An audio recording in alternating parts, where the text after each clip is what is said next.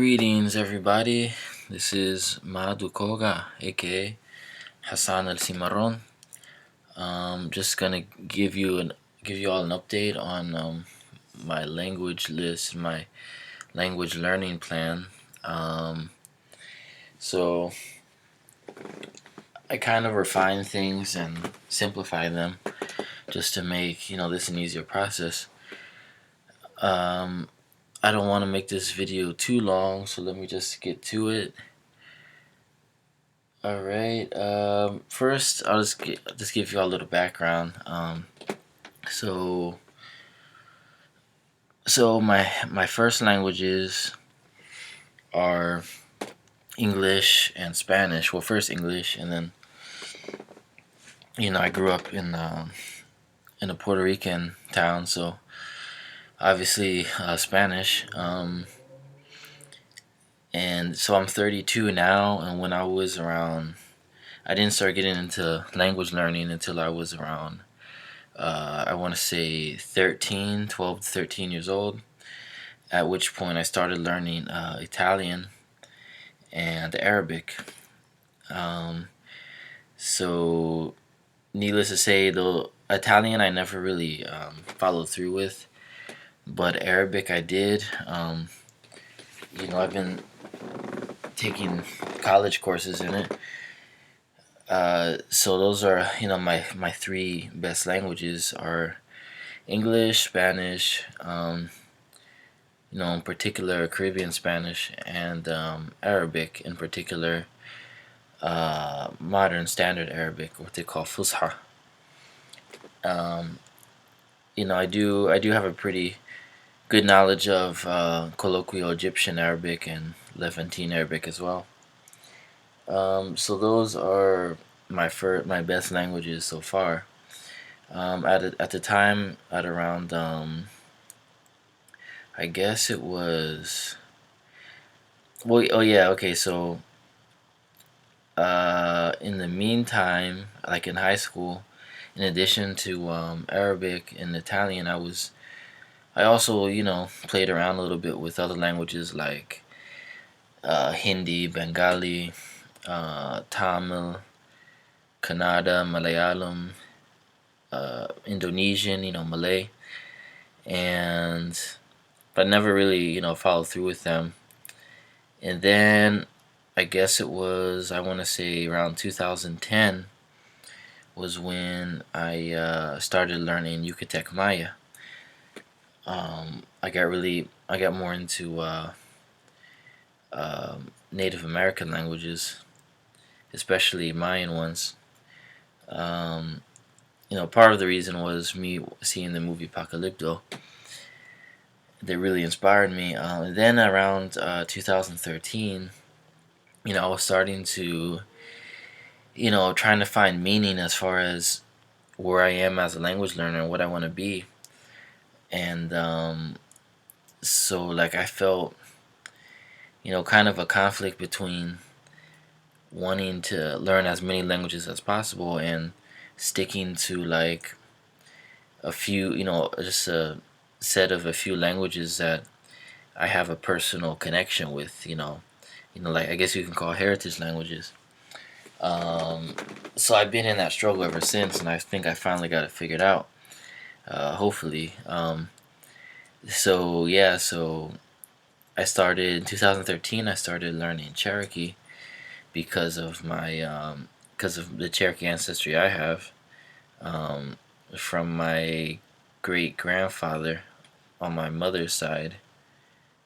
So it was her basically her maternal grandfather. And I started getting into African languages too because of my African ancestry. So I was trying to pick one, and I settled for Mandingo of West Africa. It's just what caught my attention the most. So I started learning those two languages in 2013. Cherokee is a very hard language, so unfortunately, like I'm still kind of in the at a beginner stage. And I haven't been learning it continuously. It's been off and on. Mandingo, I would say I'm more of an intermediate level because I've been learning it off and on as well, but it's just a lot easier language to learn. It's a simplified language, like it's a lingua franca. So yeah. And then also I've been kind of you know I've been learning a few other languages too. I continued with Yucatec Maya. I also started learning Mende from West Africa. It's related to Mandingo, and I started to learn Embera, which is another Native American language of South America. Um, but I've always was interested also in you know the other side of my heritage, which comes from Cuba, which comes from my maternal grandfather. And I never only recently I started looking into that, and also because of the fact that I grew up with Puerto Ricans. So um, I felt that since I'm focusing, because at around 2013 or 2014, I made the decision to focus on languages of Africa and the Americas, Native American languages, because of my ancestry in both groups. So, I also have European ancestry, obviously, but I figure English and Spanish takes care of that. So yeah, I don't know. I hope you guys can hear me because it's like midnight here, and I'm not trying to wake people up. Um, but I had to. I wanted to get this video done because I've been putting it off forever. So I had to take advantage of the opportunity. So yeah, recently, I've always been interested in Taino because that's the native language of the Caribbean, of the Greater Antilles Islands, like Cuba, Jamaica, Hispaniola, and Puerto Rico. But I knew that Taino, it's unrevivable. Not only is it a dead language, but there's not enough documentation on it to revive it. So knowing that kind of took I just kind of accepted the fact that that's not going to be able to happen until like maybe a year ago. I got to know a group of people on Facebook that were involved um, in the Ayeri language. So and in Garifuna, which is based off Ayeri. And actually, I found out that Garifuna is the closest living language to Taino. It's a complicated story, and I'll have a separate video just talking about this. But basically, I figured, well, I should learn Garifuna, and also, we're undertaking a project to kind of revive, I guess you could say, create a meta Caribbean language called Island Arawak, which is mostly based off of Ayeri or Kalinago, which Kalinago is also based off Ayeri, an Arawakan language of the Lesser Antilles. So since Garifuna basically is basically Kalinago that went through a phonological shift due to it being adopted by people of mostly African descent from the Bida Biafra region. So basically, what we want to do is bring back the language as it was spoken, in the earliest documents from the 1600s, and I guess mesh in some Taino words and grammar where it's possible. But yeah, so just to call it Island Arawak. So But that's just that deserves its whole own video because it's kind of a complex topic. But yeah, so then more recently this year, early this year, I got into Swahili. Um, Partly because of a good chunk of my African ancestry is from Central Africa, from Bantu peoples. So, and also being it's the biggest language of sub-Saharan Africa, and it's just a really cool language. So anyway, what I decided was I was going to divide my languages into two groups, Group 1 and Group 2. Group 1 being my first priority languages that, my aim is to learn at a advanced to native level. So let me just add that in here.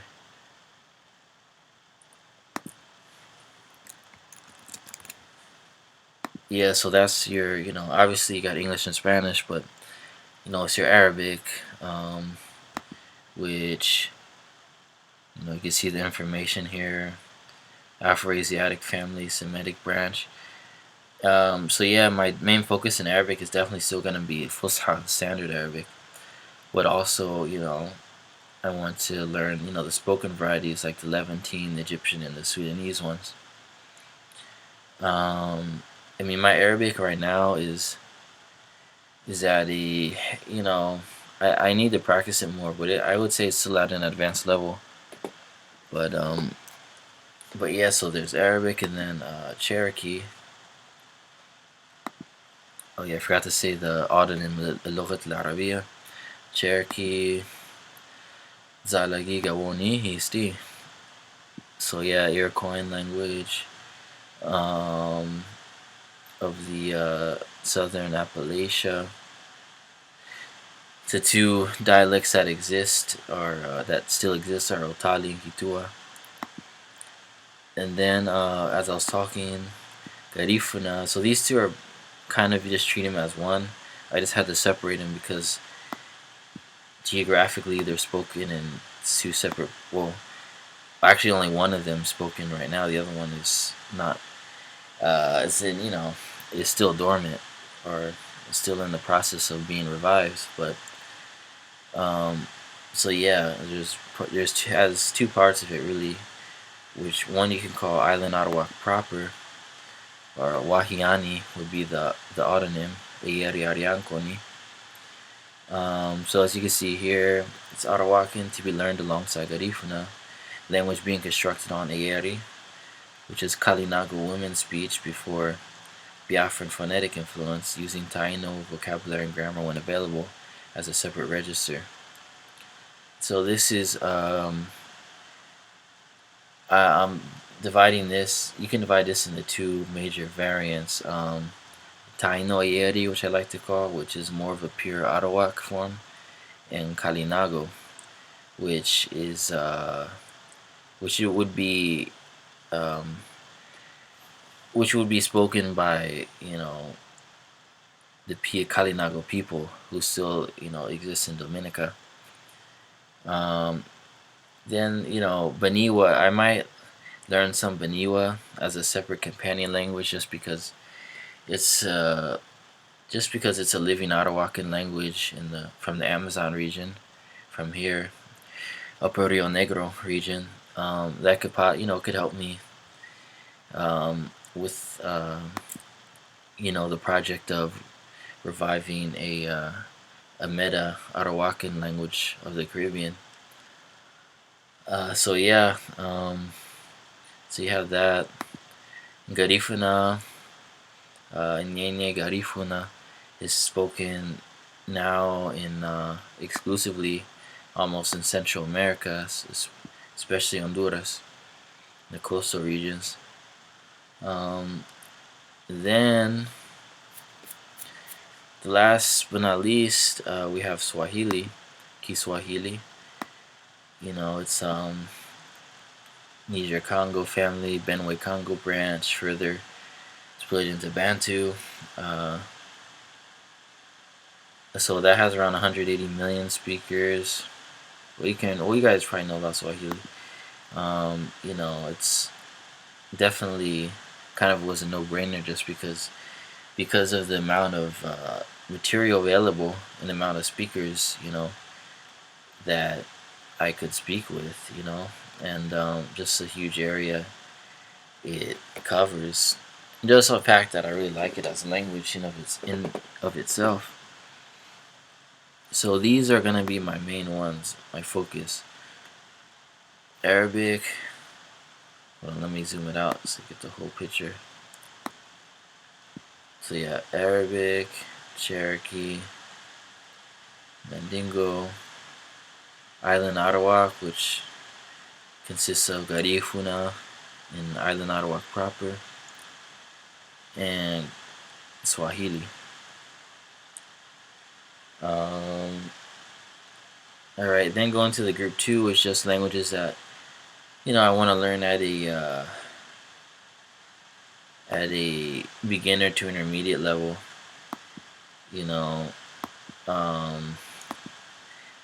Second priority, I'm not, they're my second. I'm not as focused on these as I will be the first group, obviously. So you have some like Yucatec Maya that I've already been learning for quite a while. Mayatan.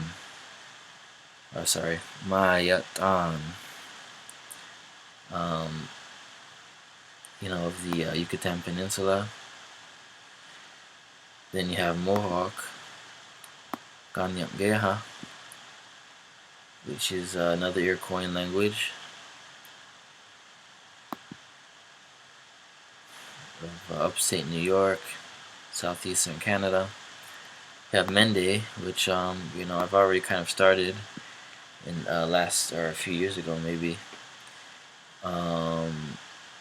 and possibly along with Mende, learn Loma as a separate companion language.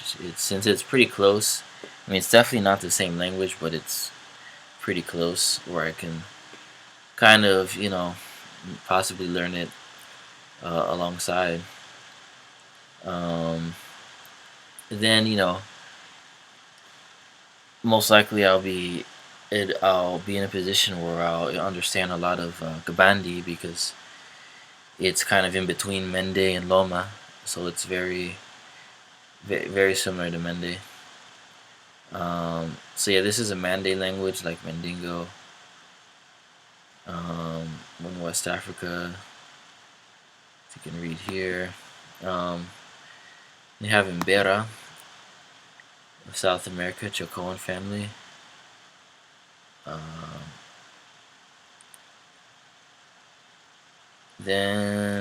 So the variant I want to learn for this is Northern Embera proper, which is the biggest one. Then you have Dan, or Dawu. It's another Mande language. You have Huron, Yamenda, Dewandat, which is actually a dormant language at the time being. It's been in the process of being revived. Iroquoian. You have Kiche, or Katsikhopal, which is the biggest Mayan language of Guatemala. You have Hausa, or Harsha Hausa. It's the second biggest language of sub-Saharan Africa. Mostly, Nigeria. It's Afro-Asiatic of the Chadic branch. Hausa is right there. And then Guarani. It's a Tupian language. It's the second largest Native American language after Quechua. And I might learn Tupi-Namba along with it since it has around 50% mutual intelligibility with Guarani. Possibly. And Tupi-Namba is spoken in the Amazon region. It's a lingua franca there. We have Igbo, Igbo. Niger-Congo family, Volta-Niger branch. Another major African language. We have Tzotzil, or Batski Kop. Mayan language of Chiapas. then Malay, Bahasa Melayu, and Tamil and Malayalam, which I put them together because they're pretty mutually intelligible, from what I understand. Just a note that these two or these three possibly I might not even learn at all, so that's still up in the air with those. So yeah, so that's basically the list, and the game plan is basically the first step is just to learn these ones, the group 1 languages, maintaining Arabic at an advanced level, getting these up to an advanced level, and also maintaining Yucatec Maya in an intermediate level. So then in another video I'll go over the exact schedule I have for doing this, because at the moment right now I'm just breaking myself into Garifuna, because anytime I start a new language fresh, I like to give myself a few months just to break into it, as I call it, just to exclusively study it. But once I get broken into Garifuna, then I'll start step 1, which would be just learning these languages, these 4, while maintaining Arabic at its advanced level and Yucatec Maya at its intermediate level. Then once I do that, I go to step 2, which I'll start incorporating the other group 2 languages. So that would be so the first year I'm gonna start with Mende and Embera, just because out of all these, with the exception of Yucatec Maya, these are the 2 that I'm probably already mostly more or less I got some studying under my belt with them. Let me just kind of put them like this so I can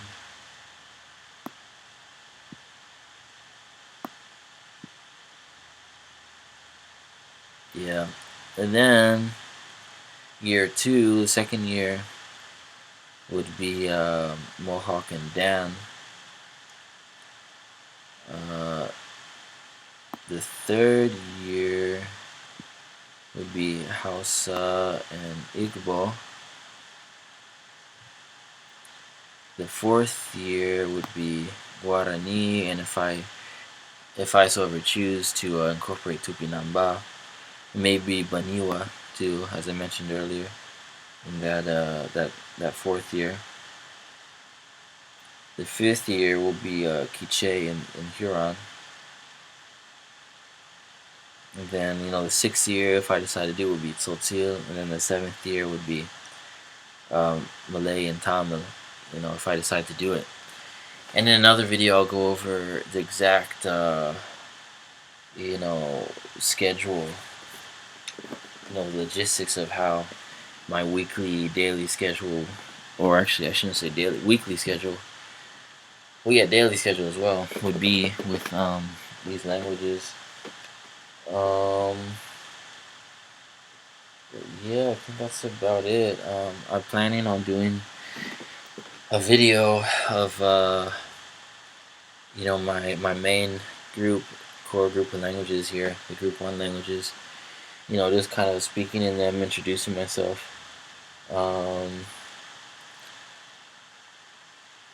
But yeah, I mean, I'm pretty sure that's it. I'll include a link to this map in the description area of the video, so you guys can see, just in the specific information about, each language.